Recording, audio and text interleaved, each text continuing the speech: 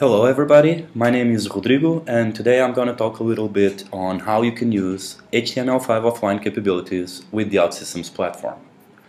Now be warned, the components we're using are still experimental and very new, so it's a bit advanced, you'll need to know some JavaScript and stuff like that, but I wanted to make this available to get feedback from you as soon as possible. So let's dive right in. Now, here's the application we want to build. So let me get Safari here, and I'm going to go to order management. And what we want to do is have a catalog offline of the order management products. So let me show you what we want. We want to have here an entry called Go Offline that will load the entire catalog of products that we have on our database. So you can see there the counter incrementing and getting all the products from the catalog. And once that's done, we want to be sure that the application can run offline. So airplane mode, we are no longer connected to the internet, but even so, well, we have the warning from Safari, but even so we can access the list. And we can even access individual products like Ipo Coffee. Let me pick another one, Jack's New England Clam Chowder, or even Alice Mouton. So we can access all these things even though we are offline. So to do this application and to put it offline, the idea is to use something called a cache manifest. The cache manifest and the application cache is actually a part of the HTML5 standard. So we are using standard stuff to take your pages, putting them on your device so that when you're offline, you can still access them. And this manifest file essentially is a list of all the files that you need to store on your device so that the application works even when you're offline. And so what we did in the order management example is we built this file and we are sending it to the browser so that he knows what to store offline. So let me show you how I did this. The first thing I did was actually think about what was the use case that I wanted to support offline. Because we were using these components on the side, it's very useful to have it well defined. And what I wanted to do was show a product list and the details of the product. So I ended up building a flow specifically for offline. And it's similar to the flow I already had to show the product list. Like I have the list and I have an edit screen here. But the difference is that I removed all the search components to make this simpler. I'll talk about this red box here in a while. I also removed all pagination, so the whole list is loaded at once, and instead of linking to a product edit, I only show the product. I don't allow editing. So this is actually the first step you should do, is take a look at what use case you want to support offline and implement it in a different flow. Once that was done, I went to my component, the HTML5 offline, and you can access this space and log in. And what this allows you to do is define caches. So you should define a specific cache for each section or for each use case you want to support offline. In this case, I called it order management. This name is important, but you can give any name you want. And essentially what this contains is a set of groups of files that I'm going to need to store on the device in order for the application to work offline. So for instance, I'm going to need a bunch, all those images on the product catalog will need to be part of my cache manifest. So they need to be here. Now don't be afraid, this looks a bit scary, but I actually provide an easy way to do this particular part of the dynamic images.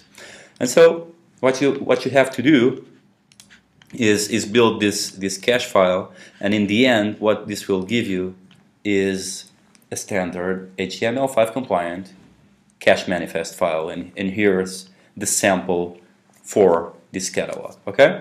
But anyway, the only thing I need to do first is just create this order management cache, and we are going to start using it. And to use it or to build it, the best way is to actually put it on your business logic. And the reason for this is that if you're deploying this application across multiple environments and so on, you want to bring the cache with you. This is one of the reasons. The other reason is because some files change. More on that later. So what I did here was I created a function here called update cache manifest that creates all this structure that you saw here. So it creates all these entries on my cache. And let me show you how this is done. Well, first, for instance, I had to store all the product pictures. So what I did was essentially I did a standard query to see what are all the product IDs. And then over here, what I'm doing is I'm actually building that complex list of files that you saw there. So let me go there. So I'm actually building this list by using helper functions like this getDynamicImage URL that create this complex path for me. Okay, so this is something that's provided with the HTML5 offline component, and so this is essentially building just a big string with all these paths, and then I have also this auxiliary function. This is available from my HTML5 offline component that tells me, okay, so I want to take all this, I want to take all these images, so it's this picture cache, the cache block. So the cache block is this bit over here, and I want to add it to my cache. In this case it's called order management, that's the name of the cache. And I want to call it dynamic images. Okay, and each time you call this function, if there's something already there, it will be replaced by the new content. So this is a very fast way to do this. Now, some of the entries, so you notice you have here set cache entry. Some of the entries have a little tweak. So let's go to this. So this is the order management cache entry, and I have here a cache block, and this cache block, oops, sorry. And I have here a cache block, and you can see this is a bit more complex. I'll show you in a moment how to get this block, okay? But you'll notice that there's these things after the URLs that contain a number. Now this number is generated by the platform to make sure that when you use new versions of the application, you get the latest version of these files, because sometimes these files can get cached on CDNs or on your browser, and we want to make sure they have the final version. The problem with this is that each time you publish your application, this number is going to change, and that will break your offline cache. So you have this special action called set cache entry with version, also available on the component, where you basically say that, okay, the things on this cache block belong to the space order management. And what's going to happen is when you publish this, he will check the current running version of order management, and he'll put that number after that question mark. So actually, if I go back here to my order management cache, you can see that he has replaced those, I don't know, those numbers 481 with the current version of the space, which is apparently 505.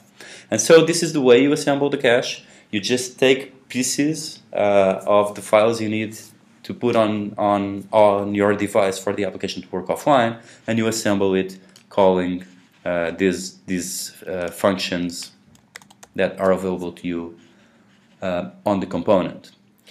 Okay, now once you have your action built, the action that creates your cache manifest, what you should do is actually execute it at least each time you publish your application. In order to do that, what you can do is create a timer here, and I have it called update cache manifest. And what you do is you set it to the action, the update cache manifest action, and you schedule it for whenever the application publishes. This ensures that whenever you publish your application, your cache gets updated with all the the version numbers and so on. So you make sure that everything is up to date. Okay, so this part accounts for the static files on the list and on the show page. And again, I'll show you in a moment how to get those files. But you still need to get all the pages from the products. So if I let me go here to the order management, if I go to the application, and if I now go, I actually have this entry that I built, the go offline entry. If I go here, oops, it's actually making this available offline on Chrome, so it's working. But what's going on is I need to store every product page. So I have here, I need to store the product show with product ID equals 3. If I go back to my products, I need to do the same for product ID equals 5, and so on and so on. Actually, in this situation, I also need to store this not licensed for production, just to make sure the URL matches. So what I need to do is get all the products, and again, just like I built my dynamic images block, I need to build my products cache block. And so this is what it's doing. So it's got the product show URL plus the product ID plus that not licensed for production thing. Okay, and again, I'm gonna set this to my cache entry. And this is actually not mandatory, but just to keep track of the changes I keep doing on my cache manifest, I can increment the version. Again, this is something that's available. It's available from the HTML5 offline component. So, to be perfectly honest, this action is only doing part of the cache. The other part I did it by hand. So you can actually go here, and if I go here to my order management, I can create a new entry by hand. So some of them I created by hand. It's useful for debugging, but once you have everything ready and you want to make this available, all these entries should be made by code. Oh, one more important entry is the fallback entry. So I've created it here. You can actually name it anything. I just created it fallback. This is the web page that will be shown if your application tries to access something that's not available offline. So while I'm offline, if I access any part of the application that's not cached, he will go to this page. This is actually I used a standard page from the OutSystems platform. You should actually make a custom one of your own. Okay, so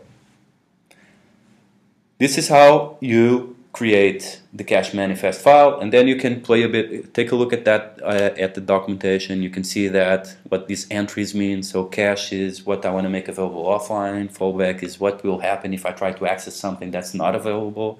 And then you have the network section, which is something like whatever is in this section needs to be connected to work. So if you're not online, he won't even request for those pages. Okay.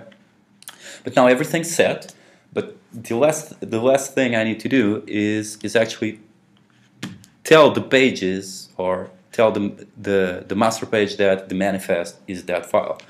And so the way you do this is, let me go back here to the interface, to my offline flow. If I go to my product list, in my preparation, the only thing I need to do is set the screen cache manifest. Again, this is an action that's available from the HTML5 offline component, and I only need to say that the cache key is, in this case, well, I use the site property just to make this a bit more generic, but in this case it would be here the value of order management. So just pass this string around, and from that moment onward the page will use the order management cache. And you can see this working by just going your page source, and you can see here that I have here the manifest is actually the cache key with order management. Okay, so one of the things I showed you earlier was one particular section over here that had a quite complex cache block that included a bunch of files from the eSpace or from the application. And the question becomes, how do I know what files I should put here? And to help you out, we built a JavaScript function that lists all the files that are referenced by a web page. In order to use it, all you have to do is go to your interface, and for instance here in the product list I've added this block at the bottom of the page, and this block is available again from the HTML5 offline component, and you just need to drop it on your page, and from that moment onward you can see the pages that are included by, or the resources that are included by a specific page. So here's how you use it. So I'm on my catalog page offline. You can launch a JavaScript console, and if you type offline helpers, you have a couple of functions. One of them is just get cache file, and this will give you a full cache file that you can actually copy and use as a cache file for your application. But we actually want to be a bit smarter, and we want to split this by for instance by application, so that we can then use the set version, that function that updates this last part of the URL. So we built another auxiliary function called offline helpers.get sorted cache file. Okay, and what this does is basically sorts these files by name, and this is helpful because, for instance, one of the things you can do is just discard all the image files. I mean, we already took care of the image files. They're built dynamically, no problems there, and we can focus, for instance, on, okay, what are the files that I need for my application to work? And you can see you have this block of files that you'll need to reference and put it on your cache manifest.